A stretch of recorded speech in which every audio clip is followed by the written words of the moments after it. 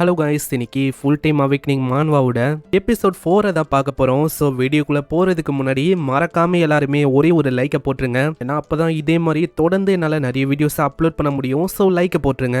சரி வாங்க, நம்ம டைம் மிஸ் பண்ணாமல் எபிசோடுக்குள்ளே போகலாம். எப்பிக்கோட ஆரம்பத்திலேயே நம்ம ஹீரோ மொத்தமாக அந்த இடத்துல உறைஞ்சு போயிடறான். அங்கே பின்னாடி மங்கி டீமனும் அதோட லீடரும் இருக்கு. இப்போ என்னோட பாடி முழுமையாக ஃப்ரீஸ் ஆயிடுச்சு. இதே மாதிரி போச்சுன்னா அவ்வளோதான், என்னோட பாடி ஹைப்போ தர்மியா அந்த நிலைக்கு போயிடும். இது என்ன விஷயம் அப்படின்னு புரியாதவங்களுக்கு நான் சொல்கிறேன். என்னன்னா, ஒரு மனுஷனோட பாடியை பொறுத்த வரைக்கும் எப்பயுமே ஹீட் இருக்கும். அப்படி ஹீட் இல்லாத போது கொஞ்சம் கொஞ்சமாக பாடியில் இருக்க ஒரு ஆர்கனும் அப்படியே செயலிழக்காம போயிடும். சிம்பிளாக சொன்னால் கடைசியில் எந்த போறதான் மிச்சம். அந்த மாதிரி நிலையை தான் ஹைப்போ தர்மியா அப்படின்னு சொல்லுவாங்க. அந்த மாதிரி ஒரு விஷயம் தான் நம்ம ஹீரோக்கும் ஏற்படும் அப்படின்னு அவன் பயப்படுறான். அங்க மங்கி கிங்கும் அப்படியே கை காட்டுமா, உடனே அங்க இருக்கிற மாஸ்டர்லாம் நம்ம ஹீரோ நோக்கி வந்து அது வர வேகத்தை வச்சு பார்த்தா இப்போ என்கிட்ட அந்த அளவுக்கு சாய்ஸும் இல்லை. நான் இப்போ அதை தான் பயன்படுத்தணும்னு நினைக்கிறேன். அது கரெக்டாக நம்ம ஹீரோவோட மண்டையிலேயே தாக்கி மொத்தமாக முச்சிடலாம் அப்படின்னு தாக்குறதுக்கு வரும். தாக்க வரும்போது திடீர்னு அந்த இடத்துல நம்ம ஹீரோ மொத்தமாக அங்கே உறைஞ்சு போயிருந்தால அங்கே லைட்டாக அது உடையுது. இதை பார்க்குற அந்த மங்கி கிங்கே ரொம்ப ஆச்சரியமாகுது. அந்த மாஸ்டர் தாக்க வரும்போது கரெக்டான டைம்ல பேரியை அவன் பயன்படுத்துறான். இதனால அந்த மாஸ்டரோட அட்டாக்கும் அதுக்கே ரிட்டர்ன் ஆயிடுது. அந்த மாஸ்டர் ரொம்ப தூரமா போய் வருது. நம்ம அந்த ஐஸை எப்படி உடைத்தானா, அங்க கரெக்டான டைம்ல ஷேட்டர் இன்னும் ஒரு ஸ்கில் அவன் பயன்படுத்தியிருப்பான். அதனால தான் அவனை சுத்தி இருக்கிற எல்லா ஐஸும் அங்க பொடி பொடியாயிடுச்சு. ஆனா என்ன ஒண்ணு, இதுலயும் ஒரு மிகப்பெரிய டிஸ்அட்வான்டேஜ் இருக்கு. இந்த பேரியும் இந்த ஷேட்டரையும் நான் அட் டைம்ல பயன்படுத்தினால இப்போ அதிகமான அளவுல நான் மானாவையும் எழுதிட்டேன். ஆனா ஏதோ ஒண்ணு, அந்த மங்கி கிங்குக்கு இதுக்கு முன்னாடி என்ன உரைய வைக்கிறதுக்கு ஒரு ஐஸ் ஸ்பெல்ல போடுச்சு. அந்த ஸ்பெல்ல போறதுக்கு எப்படியோ டைம் எடுக்கும். அதுக்குள்ள நான் எப்படியாச்சும் அவனை கொல்லணும். நான் அப்பயும் அந்த மங்கி கிங் சும்மா இல்லாம ஐஸ் அட்டாக்க பயங்கரமா நம்ம ஹீரோவை நோக்கி பாய வைக்குது. அங்க மங்கி கிங் தான் பிரச்சனையா இருக்குன்னு பார்த்தா அங்க பேரும் அப்படியே அவன் முன்னாடி நிக்குது. இப்போ ஜெயிண்டான பேரு அந்த மங்கி கிங் ரெண்டு பேரு கூடயும் நான் சண்டை பண்ணுமா, என்கிட்ட அந்த அளவுக்கு ஸ்டாமினா இப்போ இல்ல. அதனால கஷ்டம் தான் இவங்க ரெண்டு பேரும் அட் டைம்ல தோக்கடிக்கிறது. அங்க இது பார்த்தாதுன்னு சைட்ல இன்னமும் நிறைய மங்கேஸ் வருமா. ஈரமோ ஆச்சரியமா வரான். இது என்ன புது கதையா இருக்கு, நான் யோசிக்கல இந்த அளவுக்கு அதிகமா மங்கிஸ் வந்து திடீர்னு வரும்னு. அந்த மங்கியும் திடீர்னு அங்க தாக்குத. இதே மாதிரி போச்சுன்னா நிலைமை இன்னமும் மோசமாயிடும். ஏன்னா என்னோட சர்வைவல் ரேட் அது ரொம்ப கம்மியா இருக்கு, 0ன்னு சொல்லலாம். அங்க ஒன்னு அவன் சமாளிக்கும் போது சைட்ல இன்னொரு மங்கி அவனை தாக்குத.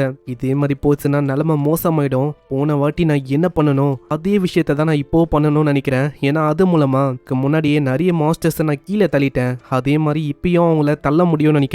ஆனா என்ன ஒண்ணுனா, இதே மாதிரி பண்ணிங்கன்னே தான் அவ்வளவுதான், என்னோட ஸ்ட்ரென்த் அப்படியே மொத்தமா ட்ரெயின் அவுட் ஆயிடும். அந்த தரையை உடைக்கிறதுக்குள்ள அந்த பெரிய பேரு நம்ம ஹீரோவை அப்படியே தாக்கிது. ஆனா எப்படியோ கண்ட்ரோல் பண்ணி அங்க நிக்கிறான். ஆல்ரெடி என்கிட்ட போதுமான அளவுக்கு ஸ்ட்ரென்த் இல்ல. இப்போ இதுங்க எல்லாம் அட் டைம்ல என்ன தாக்கின்னு இருக்கு. இந்த இடமும் ரொம்ப குளிரா இருக்கு. இதனால என்னோட ஸ்டாமினா டக்குன்னு ட்ரெயின் அவுட் ஆயின்னு இருக்கு. இப்படி இவன் யோசிக்கும் போது அந்த மங்கி கிங் ஐஸ் டாம் அப்படின்னு ஒரு அட்டாக் அது பந்து வானம் முழுக்க ஐஸால ஆன கற்களா இருக்க.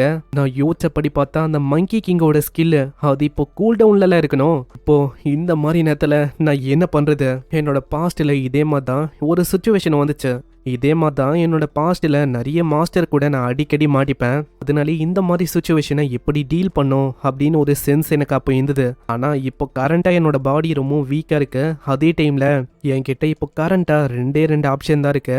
ஒன்று, என்னோட ஸ்டாமினா முழுமையாக காலி ஆகிற வரைக்கும் தொடர்ந்து நான் சண்டையிட்டுனே இருக்கணும். எப்போ வரைக்கும்னா அந்த பாஸை தோக்கடிக்கிற வரைக்கும். இதுலேயும் ஒரு சிக்கல் இருக்கு, நான் இதில் சர்வே ஆகுறதுக்கு சான்ஸே 0% தான் இருக்கு. ரெண்டாவதா, இந்த மாஸ்டருங்க கூட சண்டை போடாமல் ஓடினோம் இப்படின்னு ஆளு ஓடி போயிடறான். ஏன்னா நல்லாவே நம்ம ஹீரோக்கு தெரியும் ஹீரோமும் சோர்ந்து போயிட்டான். அதனாலே ஆளு ஓடி போனா அந்த இடத்துல குதிக்கும் போது திடீர்னு அது மொத்தமா உரைய வச்சிரும். நம்ம ஹீரோவோட கால் மாட்டிக்கும். அதனால கால்ல இருந்து உடம்பு வரைக்கும் எல்லாமே அங்க உறைஞ்சு போயிடும். ஆனா என்ன ஒண்ணு, அவன் குதிக்கும் போது மொத்தமா அவன் குதிச்சிருவானா. அதனால அப்படியே உறைஞ்சு போய் கீழே விழுறான். இதையும் அந்த பாஸ் பாக்குது. அங்க இருக்கிற எல்லா மாஸ்டரும் நம்ம ஹீரோவை ஆச்சரியமா பாக்குது. ஆளு அந்த அளவுக்கு ஹைட்ல இருந்து உறைஞ்சு போய் கீழே விழுறான். அவனுக்கு என்ன ஆச்சு அப்படின்னு நம்மளுக்கு காட்டல. சீன் அப்படியே நம்ம ஈயோட அம்மாவை நோக்கி வந்து ஈயோட அம்மாக்கு தெரியாது நம்ம ஹீரோ டீமன் கேவுக்கு போயிருக்கான், எவ்வளவு விஷயத்தெல்லாம் பண்ணியிருக்கானு. ஈக்கண்ணா என்ன ஆச்சு, இன்னைக்கு வீக்கெண்டுனால ரொம்ப நேரமா நீ தூங்கின்னு இருக்கியோ. ஆனா அங்க வந்தக்கப்புறம் தான் அவங்களுக்கு பயங்கரமான ஷாக்கு. என்னன்னா, நம்ம ஹீரோவை அங்க காணோம். அங்க ஒரு லெட்டர் ஆளு வச்சிருக்கான். நான் நம்ம ஹீரோ போனது ஃப்ரைடே, இன்னைக்கு சாட்டர்டே 10 மணி. அந்த லெட்டர்ல என்ன போட்டிருக்குன்னா, அம்மா இந்த மாதிரி நான் ஃப்ரெண்டோட இடத்துக்கு போயிருக்கேன், நான் வரதுக்கு கொஞ்சம் லேட் ஆகும், ஆனா நான் கண்டிப்பா வந்துருவேன் இப்படின்னு நாங்க போட்டிருக்கோம். ஆனா அவங்க அம்மாக்கு என்ன கவலைனா இந்த மாதிரி அவனோட ஃப்ரெண்டோட வீட்டுக்கு தான் போறானா, ஃபர்ஸ்ட் இந்த விஷயத்தை என்கிட்ட இன்ஃபார்ம் பண்ணியிருந்தா என்ன, இதை என்கிட்ட லெட்டர் மூலமா தான் சொல்லணுமா இப்படின்னு தான் அவங்க யோசிக்கிறாங்க. ஆனா ஒரு சைடு அவங்களுக்கு கவலையா இருக்கு. ஏன் தெரியல, நேத்துலேருந்து கூட பேசும்போது ஏதோ வித்தியாசமா ஃபீல் ஆகுது. அவன் ஏதோ கம்ப்ளீட்டா டிஃப்ரெண்டான பர்சனா இருந்தா எப்படி இருக்கும் அந்த மாதிரி இருக்கு. அதே மாதிரி இப்போவும் எனக்கு கொஞ்சம் பயமா தான் இருக்கு. ஏதோ ஒரு விஷயம் சரியில்லை அப்படின்னு என்னோட மனசு சொல்லுது. இதுக்கப்புறம் சீன் அப்படியே நம்ம ஹீரோ நோக்கி வருது. நம்ம ஹீரோ இன்னமும் அங்க சாகல.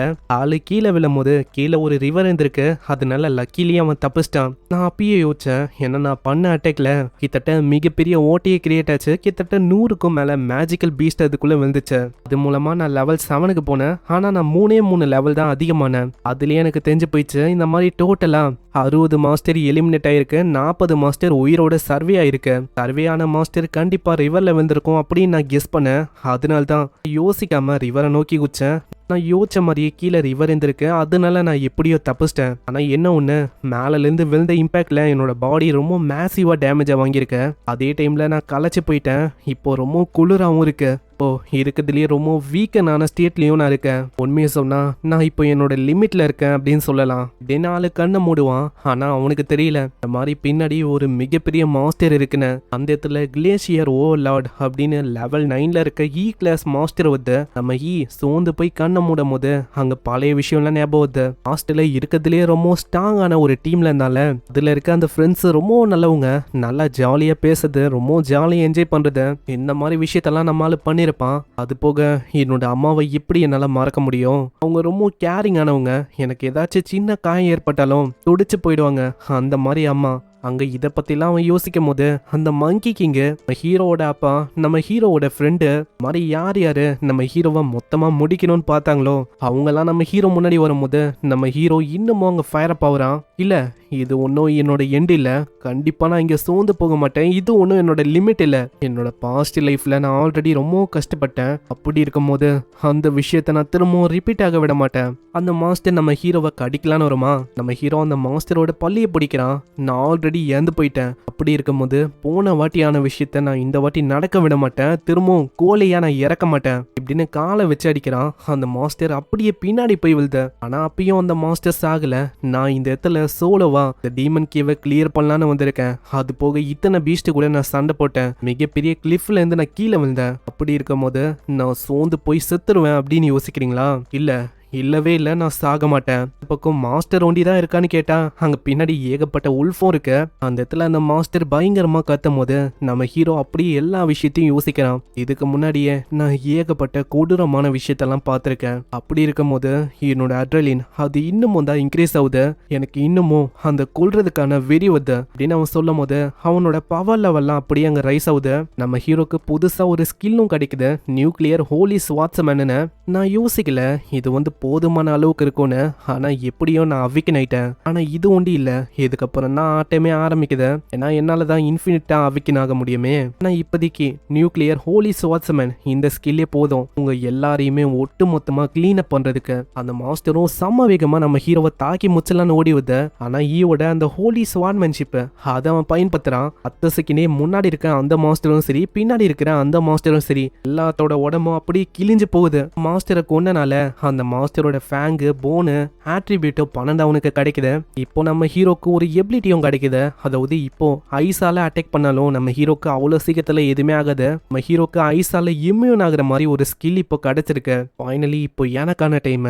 அங்கேயே வெயிட் பண்ணு, நான் பழி வாங்க உன்னை தேடி வரேன். என்னோட ஸ்டாட்ஸ் இப்போ வழக்கத்தை விட ரொம்ப அதிகமாயிடுச்சு. இந்த ரேங்க் இந்த மாஸ்டர்லாம் இப்போ என் முன்னாடி ஒண்ணுமே இல்லை. இப்போ இதெல்லாம் ரொம்ப ஈஸியா இருக்கு. அதே மாதிரி இந்த கோல்டும் எனக்கு அந்த அளவுக்கு ஃபீலே ஆகல. ஏதோ நார்மலா இருக்கிற மாதிரி தான் இருக்கு. நான் லெவலப் ஆனனால இப்போ என்னோட ஸ்டாமினாவும் ரெக்கவர் ஆயிடுச்சு. அப்புறம் என்ன, மேலே போயிட்டு அதுங்களையும் பழி வாங்கணும். எனக்கு தெரியல எவ்வளோ நேரமா நான் இங்கே இருக்கிறேன்னு. ஆனால் ஏதோ ஒன்று, சீக்கிரமா அதுங்களோட கதையை முடிச்சுட்டு வீட்டுக்கு நான் போகணும். ஏன்னா அம்மா வேற வெயிட் பண்ண இருக்காங்க. மேலே அந்த மங்கி கிங்கும் உட்காந்து இருக்கும் போது திடீர்னு அதுக்கு வித்தியாசமா ஃபீல் ஆகுது. யாரோ ஒருத்தங்க வராங்க அப்படின்னு அதுக்கு தெரியுது. அப்படி அதை யோசிக்கும் போது திடீர்னு அந்த இடமே தரமட்டமா அழியுது. அதுக்கு காரணம் நம்ம ஹீரோ தான். என்ன, ஃபைனலி நம்ம மீட் பண்ணிட்டோம் அப்படின்னு நம்ம ஹீரோ சொல்ல எங்கேயே இந்த எபிசோட முடியுது. ஸோ பார்க்கலாம் இதுக்கப்புறம் மங்கி கிங்கா இல்லை நம்ம ஹீரோவா. நெக்ஸ்ட் எபிசோட்ல தான் ஃபைட் வரும். சரி பார்க்கலாம் என்ன ஆகுதுன்னு. மறக்காம எல்லாருமே ஒரே ஒரு லைக் போட்டுருங்க. ஏன்னா அப்போதான் இன்னமும் நிறைய பேருக்கு ரெக்கமெண்ட் ஆகும். நான் உங்களை அடுத்த எபிசோட்ல சந்திக்கிறேன். தேங்க்யூ ஃபார் வாட்சிங். சைனரா.